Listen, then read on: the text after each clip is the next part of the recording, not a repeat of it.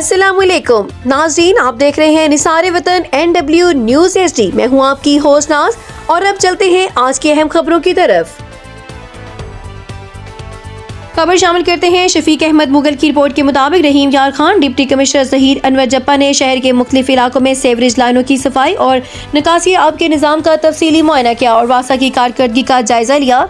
Deputy commissioner ने हुसन colony, Niazi colony, थली चौक और रहमान कॉलोनी में जारी निकासी आब के कामों का मौके पर जायजा लेते हुए मुतल्लिका अफसरान को शहरियों को बेहतर सहूलियात की फराहमी के लिए फौरी और मौसर इक़दाम करने की हिदायत की है।